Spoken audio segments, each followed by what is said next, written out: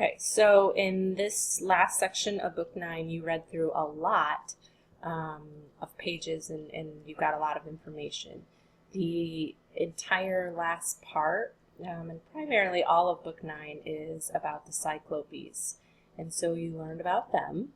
But first we're going to start with one of our vocabulary words, which is the epithet.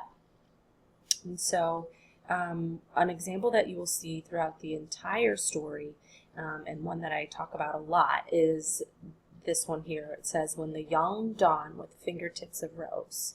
And so we have a description of morning, and so it has these little ideas that the sun is coming up with these fingertips of rose. And so you see that in line 68, and they're talking about a new day. And what you have to keep in mind is this was an oral tradition, and so people would tell this story time in and time out. So they used these epithets sort of as guides as they would go along, and they used them to kind of keep the story the same, if you will. And so this is a good example, and there's another one, Odysseus the Master Mariner. That's another good example. And so epithet will definitely be something that you'll want to remember. And remember, it's a brief descriptive phrase to describe a person or a thing. And so for this one, it's when the young dawn with fingertips of rose. It's a brief phrase describing morning. Okay? Other people also argue that it would say that it's personification as well, because we have the morning coming up with fingertips of rose. So there you go. You have epithet and personification. So on page 898 or pages 3 and 4, if you're reading the online text, the Cyclopes are described. And so they are described as, in many ways, being lazy, and they let the wine grapes grow, and they don't really tend to things. They just do what they want, and they beat their wives and their children, and so they just are very rough and aggressive, and they also don't take care of things. So the first question that I want you to answer is, do we have this type of person in our world today, and values, and what is important to them? And so keep in mind that in the story they're speaking about the Cyclopes, and they're not speaking well of the Cyclopes, so that sort of a thing where they deal out rough justice to wife and child certainly was not a desirable thing, and we can see that in the text. So let's go back to present here. Okay, so as the story goes on, I'm just going to give you a brief summary here. O stands for Odysseus. So we have Odysseus, and he wants to go find out what men are up there on the island. And so he takes 12 of his best fighters, so Odysseus and 12 guys. He takes liquor from the gods, so a really good liquor. And then he also takes victuals, and victuals is food. So he brings men, he brings liquor, and he brings food.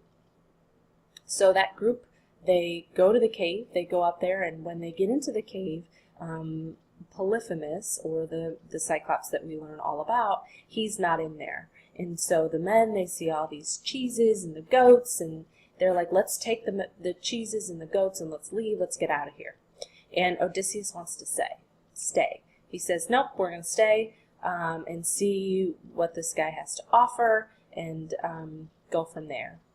So that is our next question. It looks like I have to close out the screen here. And you can't see it that way either, but that's okay. So the question is, was this a smart or dumb choice on Odysseus' behalf? And why does this prove Odysseus is full of, does this prove that Odysseus is full of craft and guile? Why or why not? So it's really two questions. Was this a smart or dumb choice to stay in this cave where he knew a big, huge, gigantic Cyclops was going to come back? And so why? Do you think that was smart or dumb? And then does this prove that he is full of craft and guile? Does it prove that he is crafty and intelligent and can be clever? Okay?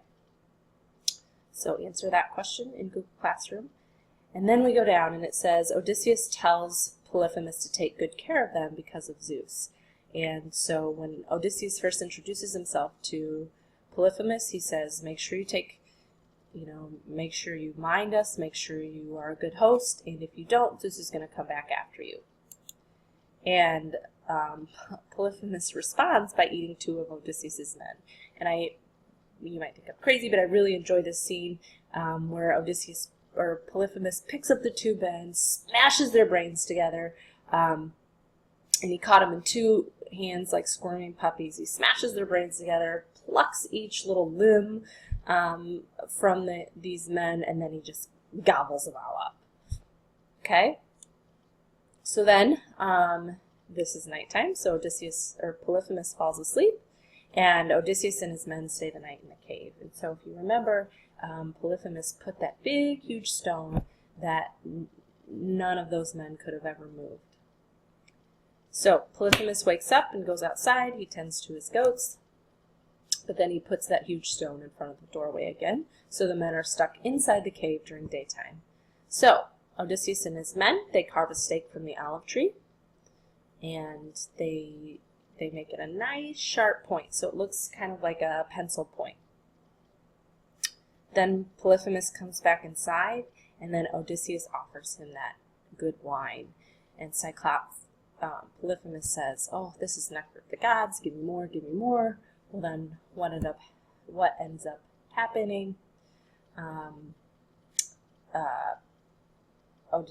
Polyphemus drinks more and more. He falls asleep, and so he loves the wine, asks for more, and then he asks Odysseus' name. Odysseus says nobody, and then Polyphemus falls asleep. So Odysseus and the men gouge Polyphemus' eye out with that stake. So when Polyphemus, he screams, and he goes to the door and screams for the other Cyclopes. He says, "Nobody's tricked me, nobody's ruined me." And then all of the Cyclopes are like, "Well, if nobody's bothered you, then get out of here, go back to bed, what's wrong with you?" And so that's a really good example of craft and guile. So that is the next example, or question. How did Odysseus using the name nobody help prove his craft and guile? So kind of use what I explained to you and then kind of add on to that as well.